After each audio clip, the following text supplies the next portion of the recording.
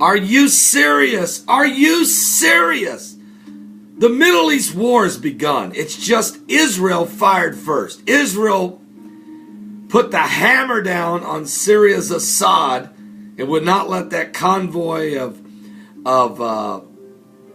anti-aircraft equipment and missiles to get into southern Lebanon to Hezbollah.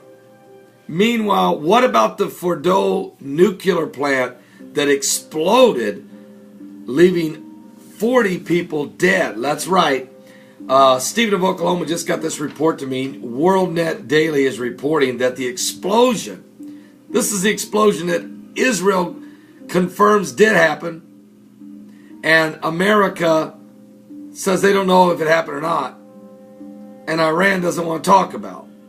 The truth is, the explosion did happen at Iran's Fordo nuclear plant back on January the 21st. It killed at least 40 people, including 2 North Korean scientists.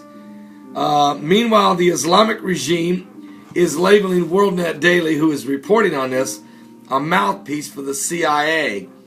The bodies of 11 of the technicians and scientists are beyond recognition. A member of security forces at the facility told WorldNet Daily. According to this source, 60 other people are in critical condition and have been transferred to the central base on the 27th Division of Mohammed Rasul Allah, which is equipped with a modern medical facility and is between Iran's Tehran and Qom, right there in Iran. At the time of the explosion, the sources are saying there were 203 Iranian scientists and technicians in the facility, along with 16 North Korean technicians.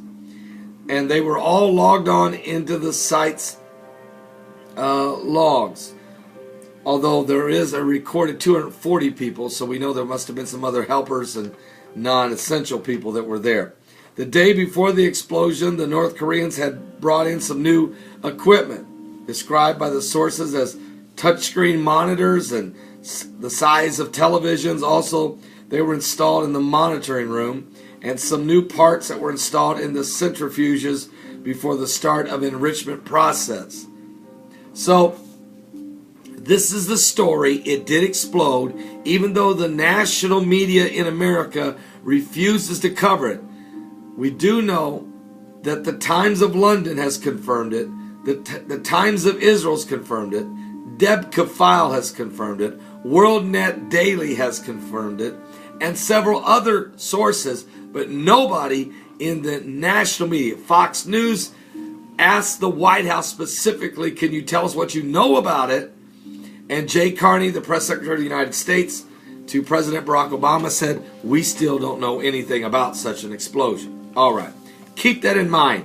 While America's in denial on that one, Israel continues its pressure on the Islamic world surrounding Israel, which the Bible said would happen in Psalms 83, when it was prophesied that all these nations would come against Israel.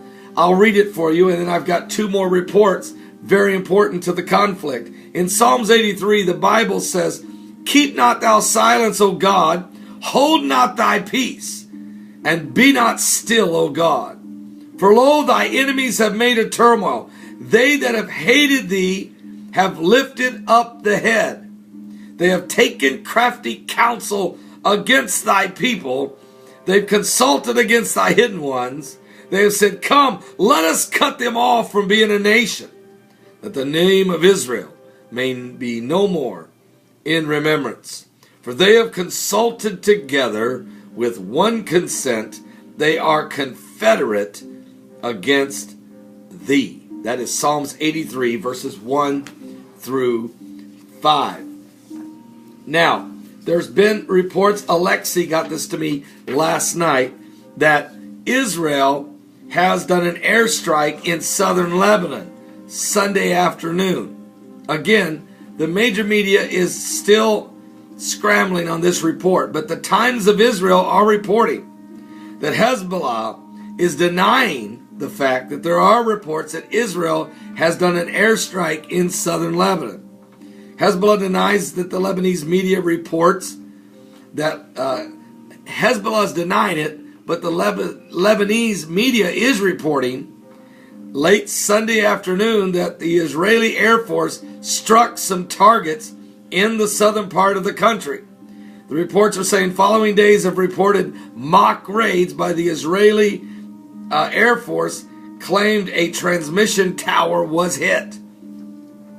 However, the Shiite terror groups of Hezbollah, whose TV station initially reported the strike, later say no, this blast was merely caused by a stun grenade. So tensions are extremely high, folks, on and across the Israeli border into southern Lebanon, following a reported Israeli airstrike on Syria last Wednesday, which apparently hit the convoy of SA-17 missiles, Russian missiles, en route to Hezbollah by the Syrian government of Assad. Also, Israel did strike the weapons of mass destruction facility, that chemical biological research facility that was being guarded in Damascus, 7 miles from the presidential palace. It had Russian scientists in it, Iranian scientists were there, North Korean scientists, and Syrian scientists, all working on chemical weapons for Assad. Also, the facility was guarded by 3,000 Iranian Revolutionary Guards in Syria. So what Israel did is smack all four countries, Russia, Iran, Syria, and North Korea, by striking that weapons of mass destruction research facility in Damascus. Now they have struck a communication tower in southern Lebanon. Also, we have reports coming in that in northern Israel, that the people have been told to stay on high alert in case of an attack by Hezbollah. Meanwhile, Stephen of Oklahoma got this to me.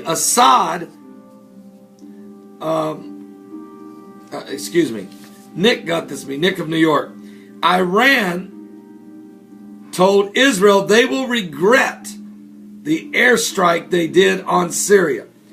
Iran is warning today, on this February the 4th, 2013, that Israel will regret its airstrike against Syria last week, without spelling out whether Iran or its allies planned on a military response. They will regret this recent aggression, according to Jaili, Secretary of Iran's Supreme National Security Council. He told a news conference in Damascus a day after holding talks with President Assad. Jaili linked Israel's alleged attack on the military compound northwest of Damascus on Wednesday as to the previous conflicts, including the Second Lebanon War of 2006. Today, quote, both the people and the government of Syria are serious regarding this issue, and also the Islamic community is supporting Syria. Let me show you a map of the airstrike. This is Israel's planes that flew out of northern Israel, crossing southern Lebanon, striking the plant, the weapons of mass destruction plant, there just outside of Damascus, right on the Lebanese border. So you see how Israel made their attack, was flying over southern Lebanon. That was sending a message to Hezbollah, who have all of their radical terrorist groups right here in southern Lebanon. So Israel, and then right in here is where they struck the convoy so that it couldn't get into Lebanon. So Israel is taking superiority over the airspace. They're in control of the situation, and Islam is upset. Now, I've got another report I'm going to share with you on my next video that Stephen of Oklahoma got me that has to do with Assad and arms transfers being planned again.